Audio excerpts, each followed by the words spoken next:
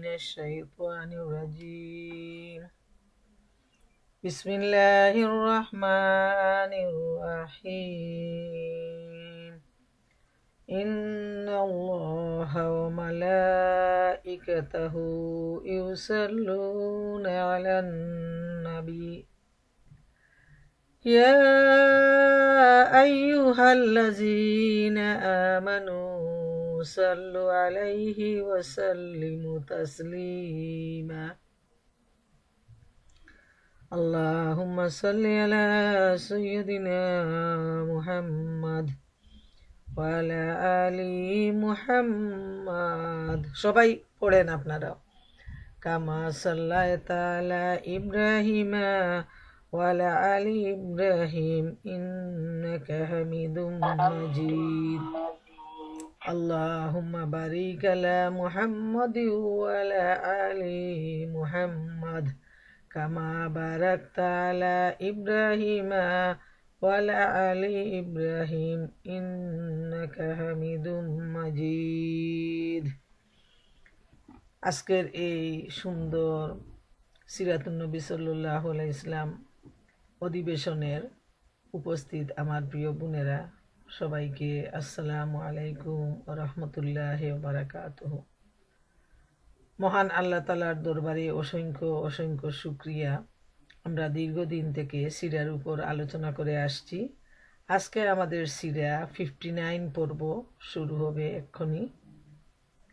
তো আল্লাহ তাআলার দরবারে শুরু করার আগে এই দোয়া করি আমার বোনদেরকে নিয়ে, এত আশা নিয়ে, এত প্রতীক্ষা নিয়ে আমরা সবাই নবী করিম সাল্লাল্লাহু আলাইহি ইসলামের জীবনের বিভিন্ন দিকগুলো জানলাম। এই সাথে খুলাফায়ে রাশেদিন এবং সাহাবায়ে কেরামদের জীবনও জানতে পারলাম। তো মহান মাবুদের দরবারে এই দোয়া, তিনি যেন সত্যিকার অর্থে নবীর অনুসারী হওয়ার তৌফিক আমাদের সবাইকে দান করুন। আমরা বলি আমিন। এবং আখেরাতে আদালতে কঠিন মুসিবতের সময় যখন মানুষ পানি পানি বলে চিৎকার করবে, অস্থির হয়ে হাউজে কাউসারের দিকে দৌড়াতে থাকবে, ঠিক সে সময় যেন নবীর উম্মত হিসাবে নবীর সাথে আমরা হাউজে কাউসারের পানি পান করতে পারি। আল্লাহ তাআলা আমাদের সবাইকে সেই তৌফিক নসিব করুন, আমিন। এই দোয়া নিয়ে আমি আজকের মতো আমার আলোচনা শুরু করতে যাচ্ছি। আমরা সিরা 59। তো গত পর্বে আমরা আলোচনা করেছিলাম যে দাওয়াতের ব্যাপক সফলতা। তো আল্লাহ রাব্বুল আলামিনের হুকুমে নবী করিম সাল্লাল্লাহু আলাইহি ইসলামের মাধ্যমে দাওয়াত এবং তবলিগের কাজ আল্লাহ তাআলা পূর্ণ করে দিয়েছেন এবং নবী করিম সাল্লাল্লাহু আলাইহি ইসলাম মদিনায় একটা ইসলামী রাষ্ট্র গঠন করতে পেরেছেন। এরপর যেন নবী করিম সাল্লাল্লাহু আলাইহি ইসলামের চিন্তা আর চেতনায় এই ধারণাই জেগে উঠল যে পৃথিবীতে তার অবস্থানের মেয়াদ শেষ হয়ে এসেছে। নবী করিম সাল্লাল্লাহু আলাইহি ইসলাম হযরত মুআজ রাদিয়াল্লাহু তাআলা আনহুকে ইয়েমেনের গভর্নর নিযুক্ত করে প্রেরণ করার সময় অন্যান্য প্রয়োজনীয় কথা বললেন এবং এই সাথে তিনি বললেন, হে মুআজ, সম্ভবত এই বছরের পর আমার সাথে তোমার আর সাক্ষাৎ হবে না। হয়তো এরপর তুমি আমার মসজিদ এবং কবরের কাছে দিয়ে অতিক্রম করবে। হযরত মুআজ রাদিয়াল্লাহু তাআলা আনহু এ কথা শুনে রাসূল করিম সাল্লাল্লাহু আলাইহি ইসলামের চির বিদায়ের কথা ভেবে কাঁদতে শুরু করলেন। আল্লাহ রাসূল ১৫০০ বছর আগে চলে গেছেন, কিন্তু এই ঘটনা পাঠ করেও যেন নিজের চোখের জল ধরে রাখতে পারতেছি না যে নবী করিম সাল্লাল্লাহু আলাইহি ইসলামের সারাটা জীবন ব্যাপী এত কষ্ট, এত ত্যাগ, এত কুরবানি, আর সব শেষে বিজয়ের পালা আসলো। আর আল্লাহ সুবহানাহু তাআলা নবী করিম সাল্লাল্লাহু আলাইহি ইসলামকে তখন আর পৃথিবীতে রাখার প্রয়োজন নেই, তিনি তার সান্নিধ্যে নিয়ে যাবেন। প্রকৃতপক্ষে মহান আল্লাহ তাআলা চাচ্ছিলেন তার রসুলকে দীর্ঘ ২০ বছরের দুঃখ কষ্ট ও নির্যাতনের সুফল প্রত্যক্ষ করাবেন। হজের সময় মক্কার বিভিন্ন এলাকা থেকে জনসাধারণ এবং জনপ্রতিনিধি দল মক্কায় সমবেত হবেন এরপর তারা নবী করিম সাল্লাল্লাহু আলাইহি ইসলামের থেকে শরীয়তের বিধিবিধান সম্পর্কে জ্ঞান লাভ করবেন। নবী করিম সাল্লাল্লাহু আলাইহি ইসলাম তাদের কাছে এ মর্মে সাক্ষ্য গ্রহণ করবেন যে আমি আমার উপর অর্পিত আমানত পূর্ণ করেছি, আল্লাহর পয়গাম মানুষের কাছে পৌঁছে দিয়েছি এবং উম্মতের কল্যাণের হক আদায় করেছি। এরপর এইরূপ ইচ্ছা অনুযায়ী নবী সাল্লাল্লাহু আলাইহি ইসলাম ঐতিহাসিক হজের তারিখ ঘোষণা করলেন। তখন নির্দিষ্ট দিনে দলে দলে মুসলমান মক্কায় পৌঁছাতে শুরু করলেন। সময়মতো সকলেই মনে প্রাণে চাচ্ছিলেন যে তারা রসুল করিম সাল্লাল্লাহু আলাইহি ইসলামের আদর্শ গ্রহণ করে তার আনুগত্য মেনে নেবেন। এটা সহি মুসলিম শরীফ হযরত জাবের রাদিয়াল্লাহু তাআলা আনহু বর্ণিত হাদিসের একটা অংশ। অতঃপর এখন হলো বিদায় হজের সময়। শনিবার দিন নবী করিম সাল্লাল্লাহু আলাইহি ইসলাম মক্কার প্রতি রওনা হওয়ার প্রস্তুতি গ্রহণ করলেন। জিলকদ মাসের তখনও 4 দিন বাকি ছিল। তিনি মাথায় তেল দিলেন, চুল আঁচড়ালেন, তহবন্দ পরলেন, চাদর গায়ে জড়ালেন, কুরবানির পশুকে সজ্জিত করলেন এবং জোহরের পর রওনা হলেন। আসরের আগেই তিনি হুলাইফা নামক জায়গায় পৌঁছালেন। সেখানে আসরের 2 রাকাত নামাজ আদায় করলেন। বোনেরা আমার খুব লক্ষ্য রাখবেন, এটা হলো নবী করিম সাল্লাল্লাহু আলাইহি ইসলামের বিদায় হজ। যখন তিনি দাওয়াত এবং এর ব্যাপক সফলতা লাভ করলেন, মদিনায় ইসলামী রাষ্ট্র গঠন করলেন, এরপর তিনি নিয়ত করলেন যে এবারে তিনি হজ করবেন এবং এটাই ছিল নবী করিম সাল্লাল্লাহু আলাইহি ইসলামের বিদায় হজ, জীবনের শেষ হজ। এবং হজের যে আহকামগুলা তিনি যেভাবে করেছেন এটাই হলো সুন্নত, এভাবেই আমাদেরকে আদায় করতে হবে।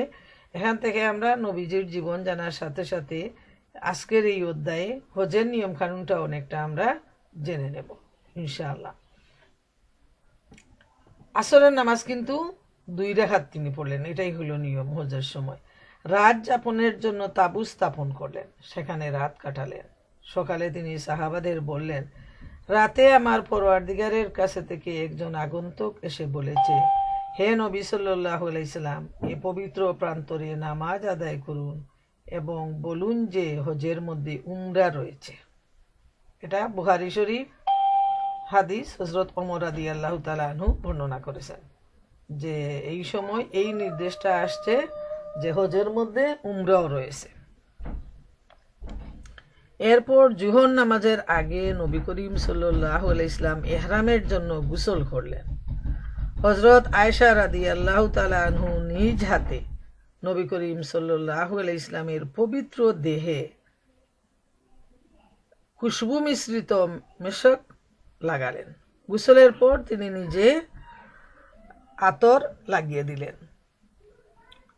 নবী করিম সাল্লাল্লাহু আলাইহি ইসলাম এই খুশবু ধৌত করেননি, যেমন ছিল তেমনই রেখে দিলেন।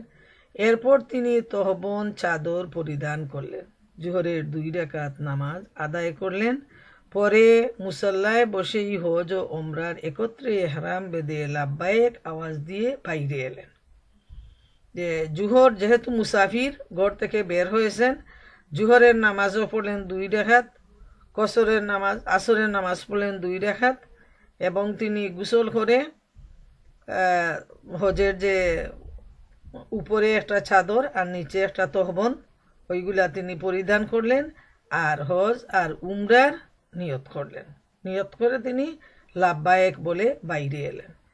পরে উটনিতে আরোহণ করে 2 বার লাব্বায়েক বললেন। উটনিতে চড়ে খোলা ময়দানে গিয়ে সেখানেও লাব্বায়ক ধ্বনি দিলেন। এর মানে এহরাম বাঁধার সাথে সাথে হজ বা উমরার নিয়ত যারা করবেন এর সাথেই তারা লাব্বায়েক ধ্বনি শুরু করবেন। নবী করিম সাল্লাল্লাহু আলাইহি ইসলাম এরপর তার সফর অব্যাহত রাখলেন। 1 সপ্তাহ পর তিনি এক বিকালে মক্কার কাছে পৌঁছে জিতুবা নামক জায়গায় অবস্থান করলেন এবং ফজরের নামাজ আদায়ের পর গোসল করলেন। এরপর মক্কায় প্রবেশ করলেন। প্রিয় বোনেরা আমার লক্ষ্য করুন, আজকে মদিনা থেকে মক্কায় যেতে অনেকে প্লেনেও যান, তারপর 1 ঘন্টা সময় লাগে। আর যারা বাইরেও যান 4 ঘন্টা 4.5 ঘন্টা। কিন্তু আমাদের প্রিয় নবী সাল্লাল্লাহু আলাইহি ইসলাম পায়ে হেঁটে ঘোড়ায় চড়ে উঠে চড়ে পুরা 1 সপ্তাহ সময় নিয়ে তিনি মক্কায় প্রবেশ করলেন। সেদিন ছিল 10ম হিজরির জিলহজ মাসের 4 তারিখ রোববার। মদিনা থেকে রওনা হওয়ার পর পথে 8 রাত অতিবাহিত হয়েছিল। স্বাভাবিক গতিতে পথ চলে এরূপ সময়েরই প্রয়োজন। মসজিদে হারামে পৌঁছে নবী করিম সাল্লাল্লাহু আলাইহি ইসলাম প্রথমে কাবাগর তওয়াফ করলেন। এরপর সাফা মারোয়ার মধ্যবর্তী জায়গায় সাই করেন, কিন্তু এহরাম খুলেননি, কেননা তিনি হজ ও ওমরার এহরাম একত্রে বেঁধেছিলেন। আর এই হজকে তামাত্তু হজ বলে, মনে রাখবেন। হজ আর উমরার নিয়ত একসাথে করে একই নিয়তে যারা হজ করেন এটাকে তামাত্তু হজ বলে। এহরাম পড়লেন আর খুলবেন না। নিজের সাথে কুরবানির পশুও নিয়ে এসেছিলেন। তোয়াফ ও সাই শেষে তিনি মক্কার হাজন নামক স্থানে অবস্থান করেন। নবী করিম সাল্লাল্লাহু আলাইহি ইসলামের সাথে আসা যে সকল সাহাবা কুরবানির পশু সঙ্গে নিয়ে আসেননি, তিনি তাদের আদেশ দিলেন তারা যেন নিজেদের এহরাম উমরায় পরিবর্তিত করে দেয় এবং কাবাগর তোয়াফ সাফা মারোয়ার সাই শেষ করে পুরাপুরি হালাল হয়ে যায়। এর মানে যাদের সাথে কুরবানির পশু নেই তারা তোয়াফ আর সাই করে তাদের উমরা শেষ হয়ে গেল, এখন তারা এহরাম খুলে নেবেন।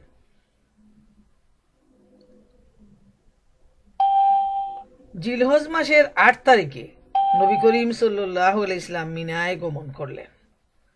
সেখানে 9 জিলহজ তারিখ পর্যন্ত অবস্থান করলেন, যেটা সব হাজিরা করে থাকেন, যেহেতু নবীজি এইভাবে দেখিয়ে দিয়েছেন। জুহর, আসর, মাগরিব, এশা ও ফজর এই 5 ওয়াক্ত নামাজ সেখানে আদায় করে সেখানে সূর্যোদয় পর্যন্ত অপেক্ষা করলেন। পরে আরাফাতের ময়দানের উদ্দেশ্যে রওনা হলেন। সেখানে পৌঁছে দেখেন নেমরা প্রান্তরে তাঁবু প্রস্তুত রয়েছে। এখানে বর্তমান সময়ে নেমরায় বড় ধরনের একটা মসজিদ তৈরি করা হয়েছে। নবী করিম সাল্লাল্লাহু আলাইহি ইসলাম সেখানে উপবেশন করলেন। সূর্য ঢলে পড়লে নবী করিম সাল্লাল্লাহু আলাইহি ইসলামের আদেশে উটনির পিঠে আসন লাগানো হলো। তিনি প্রান্তরের মাঝামাঝি স্থানে গমন করলেন। সেই সময় নবী করিম সাল্লাল্লাহু আলাইহি ইসলামের চারদিকে 1,24,000 মতান্তরে 1,44,000 মানুষের সমুদ্র বিদ্যমান ছিল। সুবহানাল্লাহ। মাত্র কয়েক বছরের মধ্যেই আল্লাহ তাআলা ইসলামকে এতটুকু বিজয় দিলেন যে কয়েক বছর পূর্বে হুদাইবিয়া সন্ধি যখন হয় তখন আল্লাহ রাসূল সাল্লাল্লাহু আলাইহি ইসলাম সাহাবায়ে কেরামদের নিয়ে উমরা করার জন্য হুদাইবিয়ায় গিয়ে থামলেন। এত অনুনয় বিনয় করার পরও কাফেররা সেদিন তাদেরকে সেখান থেকে তাড়িয়ে দেয়। এত রিকোয়েস্ট করলেন যে আমরা শুধু উমরা করার জন্য এসেছি, আমাদের সাথে কোনো ধরনের অস্ত্র নেই, আমরা যুদ্ধের জন্য আসিনি। কিন্তু কাফেররা এতই একগুয়েমি করলো। আল্লাহর প্রিয় বান্দা এবং রসুল আখেরি নবী সর্দারে দুজাহান মুহাম্মদুর রাসূলুল্লাহ সাল্লাল্লাহু আলাইহি ইসলামের অনুরোধ উপেক্ষা করে তারা সেদিন সেখান থেকে তাদেরকে ফিরিয়ে দিল। সুবহানাল্লাহ। কিন্তু আল্লাহর মার বড় কঠিন। এজন্য আল্লাহ তাআলা বলেন, ইন্না বাদশা রাব্বিকা লাশাদীদ, আল্লাহর মার বড়ই শক্ত। হুদাইবিয়া সন্ধির মাধ্যমে 2 বছর পরই হুদাইবিয়ার সন্ধির তারা মক্কা বিজয় করেন। আর এরপর এই মাত্র কয়েক বছরের ভিতরেই প্রায় 1.5 লাখের মতো মানুষ, এত বিরাট জনসমুদ্র নিয়ে নবী করিম সাল্লাল্লাহু আলাইহি ইসলাম হজ যাপন করেন। নবী করিম সাল্লাল্লাহু আলাইহি ইসলাম সমবেত জনসমুদ্রের উদ্দেশ্যে এক ঐতিহাসিক ভাষণ দেন। এটাই হলো, মনে রাখবেন বোনেরা, বিদায় হজের ভাষণ। নবীর জীবনের শেষ ভাষণ এত সম্মিলিত মানুষের মধ্যে। তিনি বলেন, হে লোক সকল, আমার কথা শুনো। আমি জানি না এবারের পর তোমাদের সাথে এই জায়গায় আর মিলিত হতে পারবো কি না। তোমাদের রক্ত এবং ধন সম্পদ পরস্পরের জন্য আজকের দিন, বর্তমান মাস এবং বর্তমান শহরের মতোই নিষিদ্ধ। শুনো, জাহেলিয়াতের সময়ের সব কিছু আমার পদতলে পিষ্ট করা হয়েছে। জাহেলিয়াতের খুন খতম করে দেয়া হয়েছে। আমাদের মধ্যকার যে প্রথম রক্ত আমি শেষ করেছি তা হচ্ছে রবিয়া ইবনে হারেসের পুত্রের রক্ত। জাহেলি যুগে সুদ খতম করে দেয়া হয়েছে। আমাদের মধ্যকার প্রথম যে সুদ আমি খতম করেছি তা হচ্ছে আব্বাস ইবনে আব্দুল মুত্তালিবের সুদ। এখন থেকে সকল প্রকার সুদ শেষ করে দেয়া হলো। সুবহানাল্লাহ তাআলা। ইসলাম এত সুন্দর, ইসলামের আদর্শ কত সুন্দর, কত নিখুঁত, এবং যিনি ইসলামের প্রচার এবং প্রতিষ্ঠার দায়িত্ব নিয়ে এ পৃথিবীতে আসছিলেন, সর্বপ্রথমে তিনি নিজের মাধ্যমে, নিজের পরিবারের মাধ্যমে সব কিছুকে তিনি খতম করে দিলেন। মেয়েদের ব্যাপারে আল্লাহকে ভয় করো, কেননা তোমরা তাদেরকে আল্লাহর আমানতের সাথে গ্রহণ করেছ এবং আল্লাহর কালেমার মাধ্যমে হালাল করেছ। তাদের উপর তোমাদের অধিকার রয়েছে যে তারা তোমাদের বিছানায় এমন কাউকে আসতে দেবে না যাদের তোমরা পছন্দ করো না। যদি তারা এরূপ করে তবে তোমরা তাদের প্রহার করতে পারো, কিন্তু বেশি কঠোরভাবে প্রহার করো না। তোমাদের উপর তাদের অধিকার হচ্ছে তোমরা তাদের ভালোভাবে পানাহার করাবে এবং পোশাক দেবে। তোমাদের কাছে আমি এমন জিনিস রেখে যাচ্ছি যে যদি তোমরা তা দৃঢ়ভাবে ধারণ করে থাকো তবে এরপর কখনো পথভ্রষ্ট হবে না। সেই জিনিস হচ্ছে আল্লাহ তাআলার কিতাব। হে লোক সকল, মনে রেখো, আমার পরে কোনো নবী নেই, তোমাদের পরে কোনো উম্মত নেই। কাজেই নিজ প্রতিপালকের ইবাদত করবে, 5 ওয়াক্ত নামাজ আদায় করবে, রমজান মাসে রোজা রাখবে, সানন্দ চিত্তে নিজের ধন সম্পদের যাকাত দেবে, নিজ পরওয়ারদিগারের ঘরে হজ করবে, নিজের শাসকদের আনুগত্য করবে। যদি এরূপ করো তবে তোমাদের পরওয়ারদিগারের জান্নাতে প্রবেশ করতে পারবে। এটাও হাদিসের একটা অংশ, ইবনে মাজাহ আর সহিহ মুসলিম। তোমাদের সাথে আমার সম্পর্কের ব্যাপারে তোমাদের জিজ্ঞাসা করা হবে, তোমরা তখন কি বলবে? প্রশ্ন করলেন আল্লাহ নবী। সাহাবারা বললেন, আমরা সাক্ষ্য দিচ্ছি যে আপনি দাওয়াত দিয়েছেন, পয়গাম পৌঁছে দিয়েছেন, কল্যাণকারিতার ব্যাপারে ন্যস্ত দায়িত্ব পালন করেছেন। একথা শুনে নবী করিম সাল্লাল্লাহু আলাইহি ওয়াসাল্লাম শাহাদত আঙ্গুল আকাশের দিকে তুলে এরপর লোকদের দিকে ঝুঁকিয়ে 3 বার বললেন, ইয়া রব্বুল আলামিন, ইয়া রব্বুল আলামিন, ইয়া রব্বুল আলামিন। তুমি সাক্ষী থাকো, তুমি সাক্ষী থাকো, তুমি সাক্ষী থাকো। সহিহ মুসলিম শরীফ। নবী করিম সাল্লাল্লাহু আলাইহি ওয়াসাল্লামের বাণীসমূহ রবিয়া ইবনে উমাইয়া ইবনে খালফ উচ্চকণ্ঠে মানুষের কাছে পৌঁছে দিচ্ছিলেন। বোনেরা আমার, মনে রাখা প্রয়োজন যে যখন এই প্রায় 1.5 লক্ষ মানুষের সামনে আল্লাহ নবী ভাষণ দেন, তখন কিন্তু কোনো ধরনের মাইক্রোফোনের সিস্টেম ছিল না। এত বিশাল জনসমুদ্র, একদিকে নবী করিম সাল্লাল্লাহু আলাইহি ওয়াসাল্লাম ভাষণ দিচ্ছেন, অন্যদিকে তার এই আওয়াজকে পৌঁছায় দেওয়ার দায়িত্ব রবিয়া ইবনে উমাইয়া তিনি পালন করতেছেন। তিনি মাঝখানে দাঁড়িয়ে আরো উচ্চ কণ্ঠে পিছনের দিকের মানুষদেরকে শোনানোর জন্য এই দায়িত্ব তিনি পালন করছেন। নবী করিম সাল্লাল্লাহু আলাইহি ওয়াসাল্লাম ভাষণ শেষ করার পর আল্লাহ তাআলা পবিত্র কুরআনের এই আয়াত নাজিল করেন। যখন ভাষণ শেষ হলো, সাথে সাথে আল্লাহর পক্ষ থেকে ওহী নাজিল হলো। সূরা মায়েদার 3 নম্বর আয়াতে আল্লাহ রাব্বুল আলামিন ইরশাদ করেন, আলিয়াউমা আকমালতু লাকুম দীনাকুম ওয়া আতমামতু আলাইকুম নি'মাতি ওয়া রাদিতু লাকুমুল ইসলাম আদ-দীনা।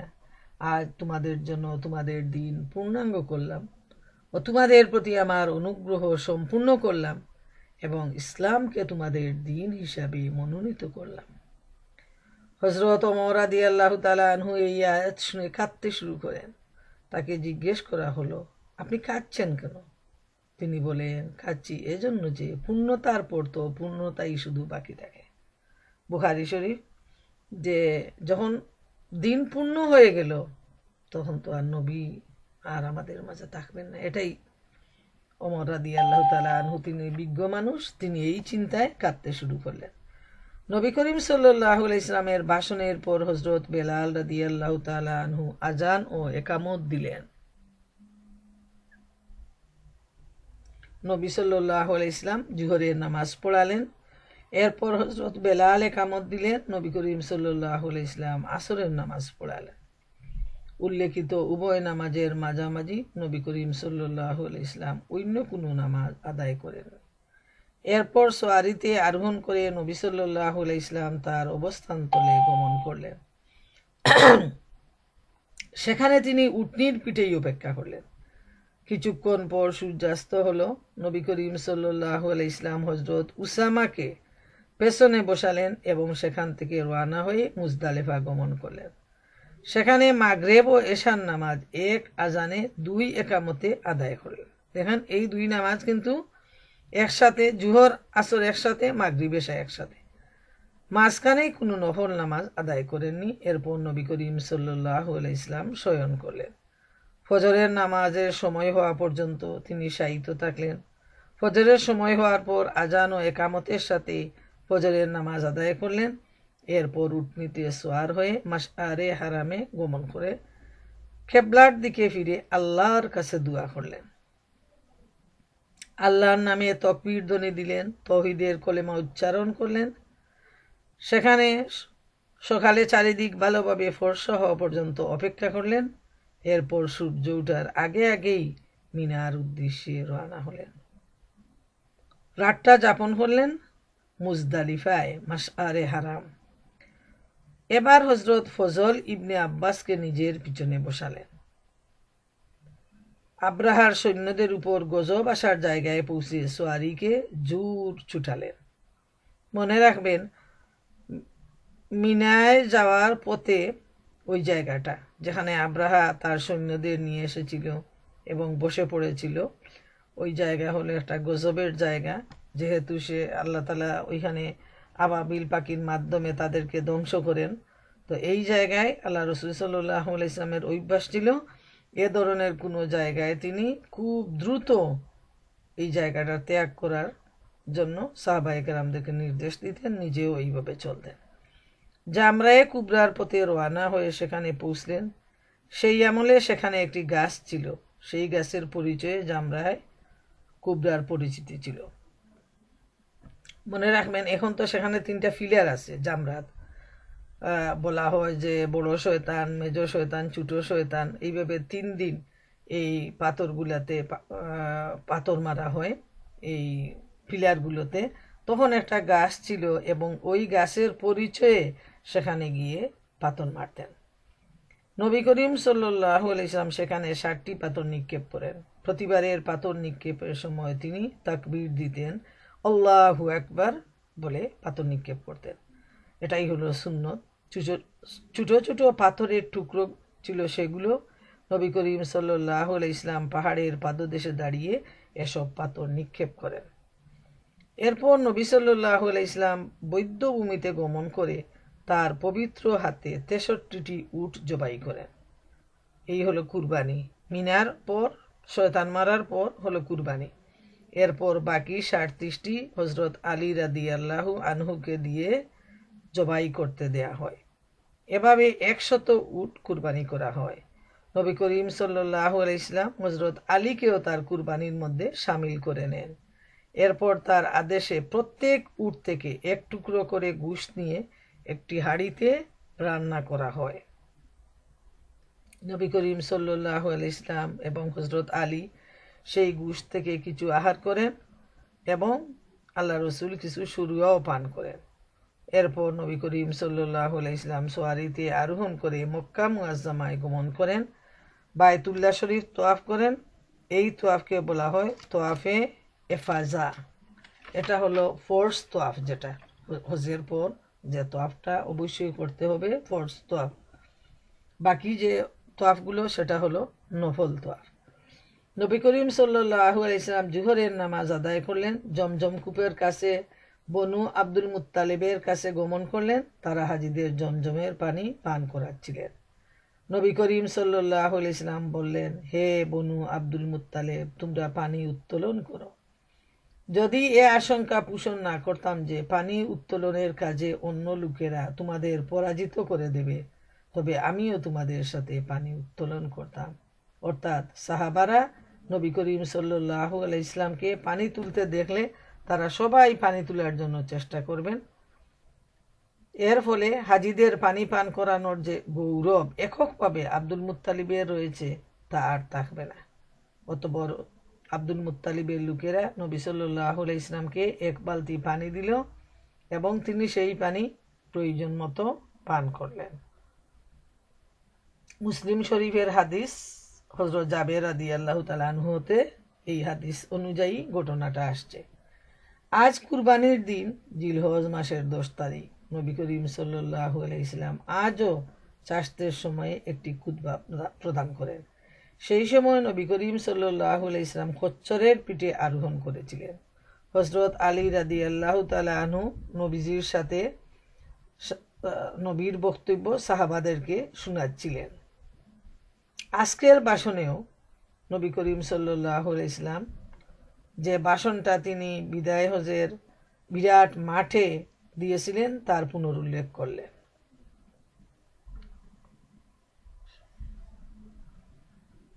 এই ভাষণে তিনি বলেন, যুগের আবর্তনের ফলে বর্তমান সময় এসে পৌঁছে গেছে। এদিনেই আল্লাহ তাআলা আসমান জমিন সৃষ্টি করেছেন। 12 মাসে 1 বছর, এর মধ্যে 4 মাস হচ্ছে মাহে হারাম। 3টি মাস পর্যায়ক্রমে আসে, জিলকদ, জিলহজ, মুহররম। অন্য একটি মাস জমাদিউ সানি, সেই মাসের নাম হলো রজব। এই 4টা মাস হলো হারাম মাস।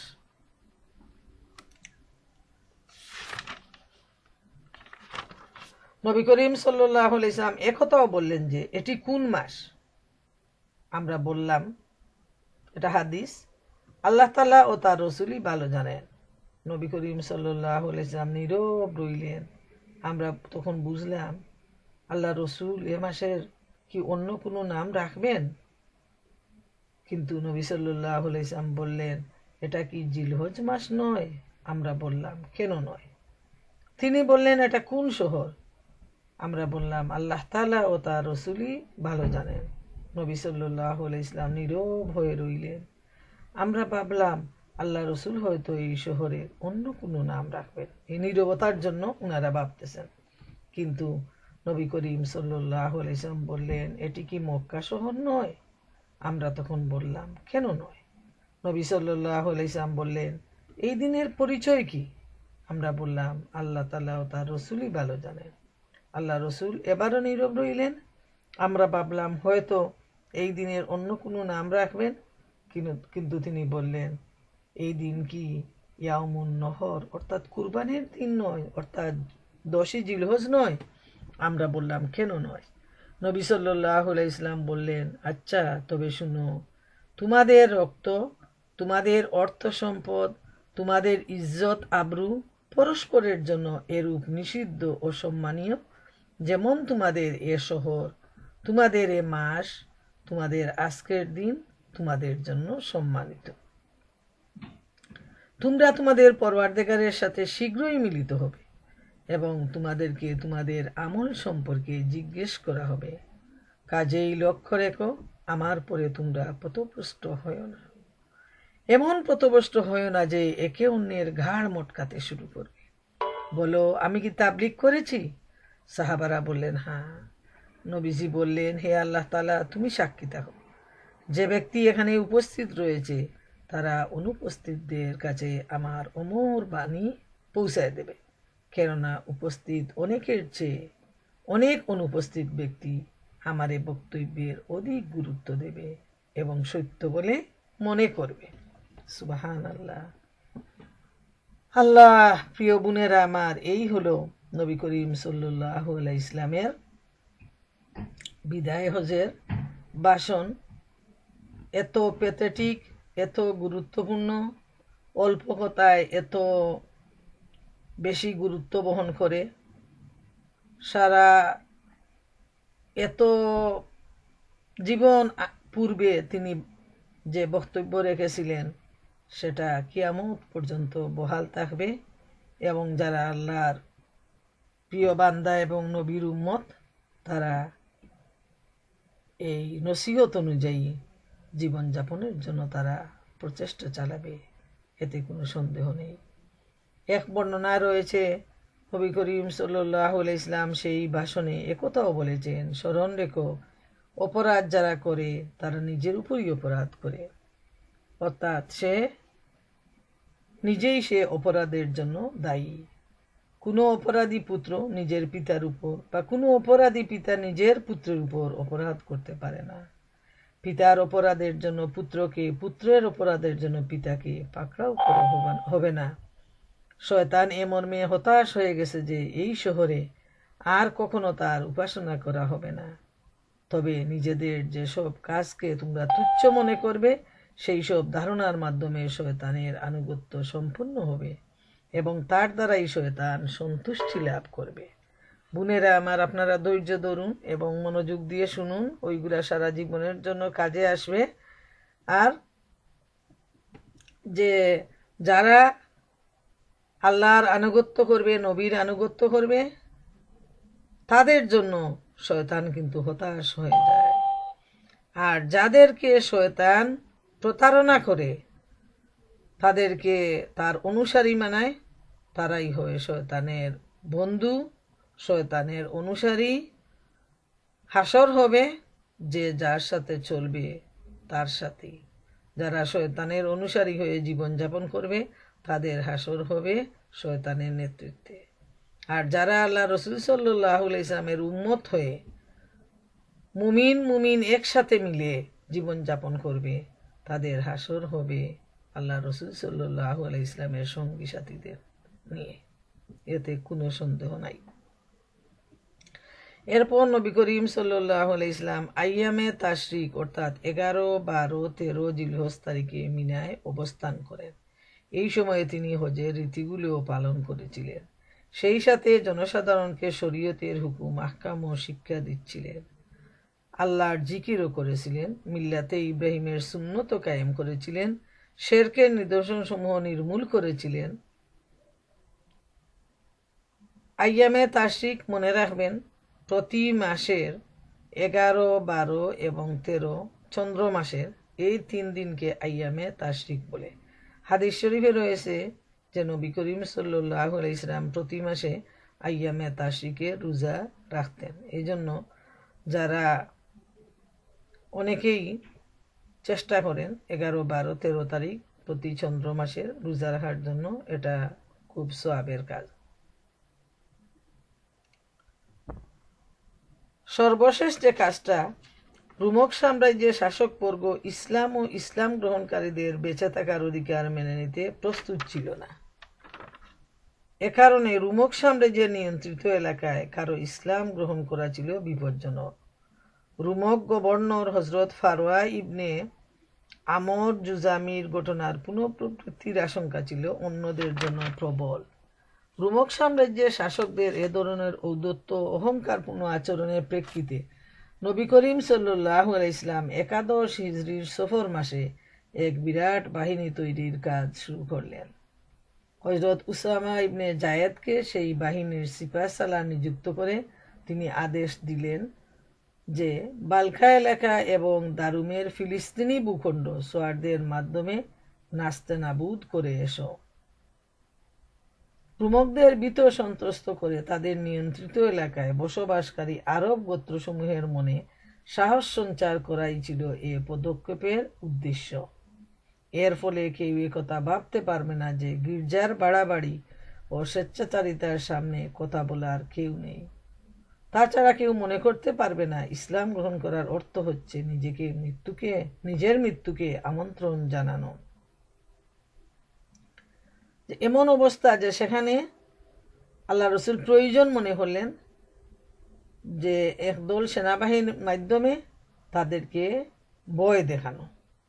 এজন্য তিনি হযরত ওসামা রাদিয়াল্লাহু তাআলা আনহুর মাধ্যমে তিনি একদল সৈন্যবাহিনী সেখানে প্রেরণ করলেন। তখন সাহাবায়ে কেরাম হজরত উসামায়ের আশপাশে সমবেত হয়ে তার সেনাবাহিনীতে সামিল হলেন। এই সেনাবাহিনী রওনা হয়ে মদিনা থেকে 3 মাইল দূরে মাকামে জরফ নামক স্থানে অবস্থান গ্রহণ করলেন। নবী করিম সাল্লাল্লাহু আলাইহি ইসলামের অসুখ সম্পর্কে উদ্বেগজনক খবর পেতে থাকায় তারা সামনে অগ্রসর হননি। আল্লাহর ফয়সালার অপেক্ষায় তারা সেখানেই অপেক্ষা করতে থাকলেন। আল্লাহর ফয়সালা ছিল হজরত আবু বকর সিদ্দিক রাদিয়াল্লাহু তাআলা আনহুর খেলাফতের প্রথম সামরিক অভিযান হিসাবে এটি আখ্যায়িত হবে। তো আমরা দেখতে পাই যে কোনোদিনই মৃত্যুর পূর্ব পর্যন্ত আল্লাহ রসুল সাল্লাল্লাহু আলাইহি ইসলাম কোনো ধরনের শান্তি লাভ করতে পারেননি, যেহেতু এই সময়ে দেখা যায় যে সমস্ত আরব অধিকৃত এলাকা যেগুলো ইসলামের বিজয় সম্পন্ন হয়েছে সে সমস্ত এলাকার লোকজনও সুযোগ পাওয়ার সাথে সাথেই দেখা যায় যে তারা মাথাচাড়া দিয়ে উঠে এবং ইসলামকে নাস্তে নাবুদ করার জন্য, দিন ইসলামের ক্ষতি সাধনের জন্য তারা প্রচেষ্টা চালাতে থাকে। এবং সেজন্য রসুল করিম সাল্লাল্লাহু আলাইহি ইসলাম সেটাকে নির্মূল করার জন্য তিনি কি করলেন, তিনি একদল সেনাবাহিনী সেখানে তিনি প্রেরণ করলেন। এবং এ সময় কিন্তু এরপরেই কিন্তু আল্লাহ রসুল সাল্লাল্লাহু আলাইহি ইসলামের শরীর অসুস্থ হয়ে পড়ে। পরবর্তী ঘটনা আমরা ইনশাআল্লাহ আমরা আগামী দিন আলোচনা করব। তো আজকে হলো শুধু বিদায় হজের ঘটনাটা, এখান থেকে কিন্তু আমাদের অনেক অনেক শিক্ষা নেওয়ার মতো রয়েছে। আল্লাহ রসুল সাল্লাল্লাহু আলাইহি ইসলাম যে নসিহতগুলো দিয়েছেন সেগুলো কিয়ামত পর্যন্ত সমস্ত মুসলিম উম্মার জন্য অত্যন্ত গুরুত্বপূর্ণ। এমন কোনো কথা সেখানে বাকি থাকেনি যেটা তিনি বলে যাননি। নারীর উপর যে নারীদের যে অধিকার সেটাও তিনি এই বিদায় হজে উল্লেখ করেছেন। একজন মুসলমানের উপর মুসলমানের যে অধিকার সেটাও আল্লাহ রসুল বিদায় হজের সময় তিনি উল্লেখ করেছেন। এইভাবে ইসলামের যে গুরুত্বপূর্ণ বিষয়গুলো সেটা যাতে মানুষ শেষ হজ হিসাবে, বিদায় হজ হিসাবে, আল্লাহ রসুলের শেষ ভাষণ হিসাবে যাতে মনে রাখতে পারে, সেজন্য কয়েকটা ইশারাই ছিল আল্লাহ রসুলের যথেষ্ট, যে তিনি আর হজে আর আসবেন না। যেহেতু তিনি আল্লাহ তাআলাকে সাক্ষী রেখে এত সাহাবা, এত উম্মত সবাইকে সাক্ষী রেখে তিনি তার দায়িত্ব যে আঞ্জাম দিয়েছেন সেই সাক্ষীটা তিনি সেখানে উপস্থাপন করলেন। যেহেতু আল্লাহ রব্বুল আলামিন তাকে দিন ইসলামের প্রচার এবং প্রতিষ্ঠার জন্য এই পৃথিবীতে তাকে পাঠিয়েছিলেন, এবং নবী করিম সাল্লাল্লাহু আলাইহি ইসলামের প্রতি যে নির্দেশ সূরা মুদাসসিরের মাধ্যমে নাজিল হয়, এই যে তিনি উঠে দাঁড়ালেন আর কিন্তু তিনি বসে যাননি। কাজের মাধ্যমে, রাত দিন প্রচেষ্টা চালানোর মাধ্যমে জীবনটাকে শেষ করে তিনি পৃথিবী থেকে বিদায় নিয়েছেন। আল্লাহ সাক্ষাৎ তিনি লাভ করেছেন। প্রিয় বোনেরা আমার, আমরা এই সিরাতের আলোচনার মাধ্যমে আমরা দেখতে পেলাম যে মহাগ্রন্থ আল কুরআনের বাস্তব রূপ হলেন আল্লাহ রসুল সাল্লাল্লাহু আলাইহি ইসলাম। এই বিদায় হজের ভাষণ শেষ হওয়ার সাথে সাথেই আসমান থেকে ফয়সালা আসলো, জানিয়ে দেয়া হলো তামাম উম্মতকে যে আল্লাহ তাআলা তার দিন পূর্ণ করেছেন। আর যে অনুগ্রহ ছিল মানুষের প্রতি আল্লাহ তাআলার, সেই অনুগ্রহটাও তিনি সম্পন্ন করে দিলেন। আর এই দিন ইসলামকে দিন হিসাবে তিনি মনোনীত করলেন। আর কোনো ধর্ম নেই, সব হলো বাতিল। আর আল্লাহর দেয়া যে দিন সেটা হলো ইসলাম।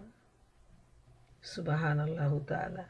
এইভাবে আমরা দেখতে পাই যখন যে সমস্যা আসছে সাথে সাথে আল্লাহ তাআলার পক্ষ থেকে সেই সমস্যার সমাধান আসছে। কোনো ভুল হয়ে থাকলে সাথে সাথে আসমান থেকে সেটার সংশোধনের ফয়সালা আসছে। এভাবে নবী করিম সাল্লাল্লাহু আলাইহি ইসলাম নিজের জীবনে সম্পূর্ণ কুরআনকে বাস্তবায়ন করে, দিনকে পৃথিবীর বুকে প্রতিষ্ঠিত করে, জীবন্ত করে আমাদের জন্য রেখে দিয়েছেন। আজকে বড় আফসোস হয় এই প্রতিষ্ঠিত দিনকে এত মুসলমান তাহার পরও আজকে এই দিনের অবস্থা ডুবু ডুবু। মানুষ ইসলামকে ও মুসলমানরা যেমন ইসলামকে সুযোগ আদায়ের জন্য, সুবিধা আদায়ের জন্য ব্যবহার করে, মুসলমানরাও তেমনি ব্যক্তি স্বার্থ আদায়ের জন্য ইসলামকে তারা মিসইউজ করে। আফসুস, যে দিন মানুষকে দুনিয়া থেকে নিয়ে যাবে জান্নাত পর্যন্ত, সেই দিন মানুষ স্বার্থের জন্য কাজে লাগায়। প্রিয় বোনেরা, আমাদের মনে রাখা প্রয়োজন, আল্লাহ সুবহানাহু তাআলা আমাদেরকে যে কুরআন বুঝার তৌফিক দিয়েছে, যে কুরআনের সাগরে ডুব দিবে সেই মণিমুক্তা অর্জন করতে পারবে, তাতে কোনো সন্দেহ নেই। সুবহানাল্লাহ, সুবহানাল্লাহ। যেভাবে ডুবুরি সাগরে ডুব দিয়ে স্পেশাল তাদের বোট আছে, এই বোটগুলা দিয়ে তারা ডুবুরিরা সাগরে ডুব দিয়ে মণিমুক্তা আহরণ করে। অন্য কোনো সাধারণ মানুষ তার নাগালেও যেতে পারবে না। তো এই মহাগ্রন্থ আল কুরআন হলো একটা মহাসাগর। এই আল কুরআন থেকে হেদায়েত নেয়ার জন্য যারা কুরআনে ডুব দিবে, কুরআন ভালোভাবে জানবে, বুঝবে, শিখবে, হৃদয়ঙ্গম করবে, হৃদয়ে কুরআনকে ঠাঁই দিবে, শুধুমাত্র তারাই কুরআন থেকে ফায়দা নিতে পারবে। আর এই কুরআনের বাস্তব রূপ হলো মহানবী সাল্লাল্লাহু আলাইহি ইসলামের জীবন। আমাদের জ্ঞানের অনেক স্বল্পতা রয়েছে, তারপরও আমরা চেষ্টার মাধ্যমে যেটুকু আমরা এই পর্যন্ত এগিয়ে আসছি, ততটুকু থেকে সামান্য সামান্য যদি আমরা নিজেদের জীবনে আমল করতে পারি, ইনশাআল্লাহ তাআলা আল্লাহ আমাদেরকে সিরাতুল মুস্তাকিমের প্রতি এগিয়ে নিয়ে যাবেন, এতে কোনো সন্দেহ নেই। তাই প্রিয় বোনেরা, আমার খুব একদিকে কষ্ট লাগতেছে, মনে হচ্ছে যেন আমরা নবীকে হারাইতেছি, এই ধরনের একটা মানসিকতা তৈরি হচ্ছে। অন্যদিকে আনন্দের বিষয়, আপনাদের মতো বোনদের পেয়ে আমি যে এই একটা সুন্দর একটা মুমেনা সমাজ আমরা গঠন করে এর মাধ্যমে আল্লাহ রসুলের জীবনকে শেয়ার করে আমরা সবাই জানতে পারলাম, সেজন্য সর্বাগ্রে আমি মহান মাবুদের দরবারে শুকরিয়া জ্ঞাপন করি। তারপর আপনাদের সবার প্রতি অনেক শুকরিয়া যে সবার সহযোগিতায় আজকে আমরা এ পর্যন্ত এগিয়ে আসছি, এবং আমরা সবাই আল্লাহ তাআলার কাছে দোয়া চাইব তিনি যেন আমাদেরকে আল্লাহ রসুলের উম্মত হওয়ার তৌফিক দান করেন, এবং সব কঠিন মুসিবতের সময় যখন নবীজির শাফায়াতের প্রয়োজন, শাফায়াত ছাড়া কেউ জান্নাতে যেতে পারবে না, সে সময় যেন আমরা আমাদের নবীর শাফায়াত লাভ করতে পারি। এই দোয়া নিয়ে আমি আজকে আমার আলোচনা শেষ করলাম। ইনশাআল্লাহ আগামীতে আমরা বাকি অংশটুকু শেষ করব। আল্লাহ যেন আমাদেরকে তৌফিক দেন।